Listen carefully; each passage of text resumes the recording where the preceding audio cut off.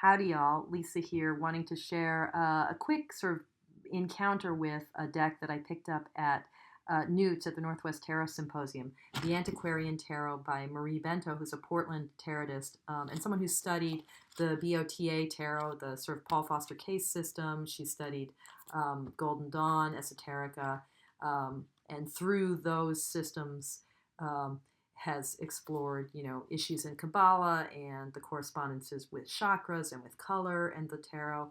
And the guidebook for her deck, the Antiquarian Tarot, she also has an Antiquarian Lenormand, by the way, but her guidebook is full of information and useful charts that map. It's a little bit hard to show because I don't want to break the binding, but charts that map keywords drawn from the Golden Dawn, that map the Kabbalah, the 22 Hebrew letters in Gematria and Kabbalah, and the Sfirot, map those onto the tarot. And sort of, I think she's drawing really heavily on Paul Foster Case, but I haven't studied him, so I actually don't know fully what pieces she's drawing from where.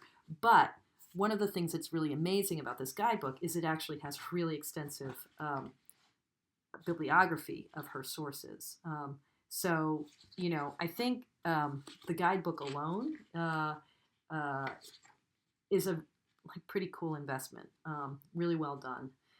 Now, it also includes stuff about Myers-Briggs and the different correspondences that different people have made with the 16 personality types. So she talks about Mary Greer's book on the quartz and she gives a discussion of her, Maree Bento's understanding of how Myers-Briggs maps onto the quartz. Anyway, it's really well done. Pretty tremendous. Now, the one thing this guidebook doesn't explain, really, is why the Antiquarian Tarot, like why the use of antique photographs, how that ties into what she wants to unearth and delve into with these correspondences. So,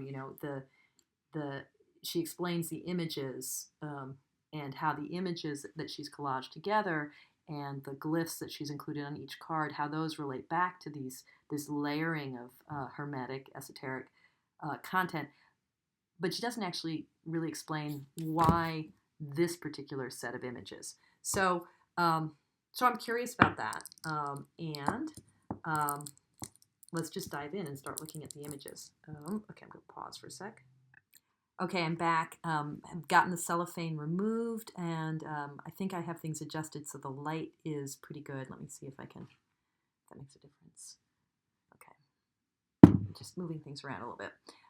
The first thing just to say about these cards is that the cardstock is quite nice. It's that you can sort of see that linen quality, that sort of textured quality of this matte but slightly glossy cardstock with the very pretty faux leather-bound antique book backings, and a couple of art cards at the beginning.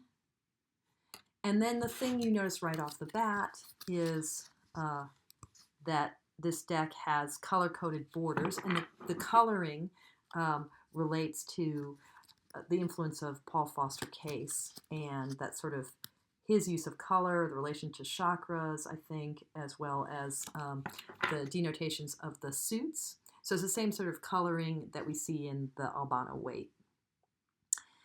Then each card is a collage. Now, it's true that Maree Bento doesn't really explain in her book or anywhere in the deck why the use of antiquarian imagery is important, but she does an amazing job in the guidebook at explaining the elements of the imagery and the history. What I really love, I'm going to see, sorry. Sorry. What I really, love, because so many collage decks, maybe they'll attribute where the images came from, but she really does more than that. She talks a little bit about the historical meaning for the imagery and how it associates with the deck. And it's really thoughtful. So the glyphs, the sort of Eye of Horus, the symbols for the elements, and the Aleph for Kabbalah, Uranus, all of that stuff on the cards. There's so many elements here to read, the components of the image, and then the history of the image itself, right? So where she drew the image and what those pieces convey. So some of the collages, I think, are more successful than others. Some of them are more elaborate than others. There is a playful quality throughout, and a willingness to layer a lot of different pieces, to have collage work that is, you've got sort of clearly an image that's made from layering three-dimensional objects like the keys onto the image of the Swami here, and sort of two-dimensional and three-dimensional coming together. I haven't worked with this at all, but I've been impressed just this morning in going through a little bit with the guidebook and the imagery. So, something like the Wheel of Fortune, what she'll tell us in her discussion from the book is, so the Ferris wheel is the Great Wheel of London, circa 1895. The four corners show the four elements, as represented by the zodiac. She talks about that. And then she'll talk about the circle of symbols is from the Rider-Waite system. Wheel of Fortune card, the alchemical glyphs in the center stand for the four elements, Yud, He, Vav, He, right? Those are the Hebrew letters that's the Tetragrammaton. The Taro can be arranged to spell out tarot, Orat, meaning oracle or messenger, Torah, the body of divine ancient Hebrew wisdom, Rota, wheel, and Ator, as in Hathor, the Egyptian goddess of love and nature. Okay, so all those things. So she gives us that. So that, she'll decode the imagery for us and explain how it relates to what she's layered onto the page. But what I'm especially happy with the guidebook is when it does, like what it does here with the tower, where the historical image itself becomes something that she articulates the meaning of. So she'll say, this photo shows the San Francisco Central Tower, known as the Cal Building, when it caught fire on April 18, 1906, from a devastating 7.8 magnitude earthquake. It was the tallest building west of the Mississippi for years. The 1906 earthquake left over 80% of San Francisco in ruins and more than 3,000 people dead. Fires raged across the city for days, etc., etc. And then she says, the event is still known as one of the most damaging and fatal natural disasters in the United States. The Call building was renovated into the Art Deco monolith that still stands today at Market and 3rd Street. This is a testament to the fact that even after such destruction, an entire city can be rebuilt.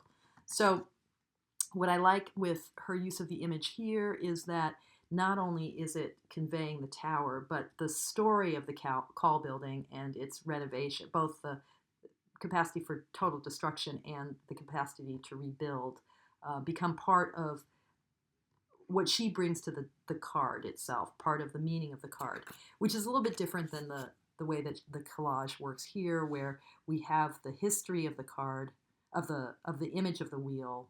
This is from London, 1895, but the history isn't necessarily so important to what she does with the collage. So I think the deck, as a whole, the images are beautiful. Some of them quite beautiful. Like, I'm a moon child, but this moon is fabulous, right? The sun. These are, some of them are just beautifully composed. The use of color. I'm just looking at the major arcana. The way in which images of females are used is beautiful. But how the historical images are being used to create meaning, I think that's not always so consistent, or why kind of the Victorian aesthetic. So here in the Two of Cups, this sort of Victorian couple with the tag frame Lord and Lady of Love from the image itself. I think, why do we want the antiquarian component? Why is that part of the deck? So it's a really beautiful deck, really brilliant guidebook, and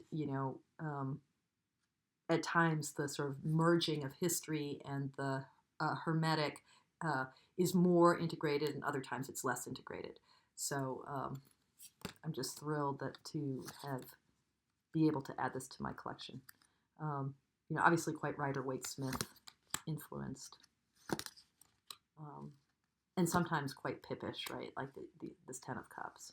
So there's a real blending and an eclecticism in the styles and the use of the different images. But I think that eclecticism really reflects the way in which Maree Bento is approaching tarot itself, and the ways in which her mentors and her this kind of spiritual influences approach the tarot, as this real layering of impact and theme. Anyway, so Antiquarian Tarot, Maree Bento, Portland artist and tarotist. Real pleasure and privilege to meet her in person and to be able to get a signed copy of her work. Okay.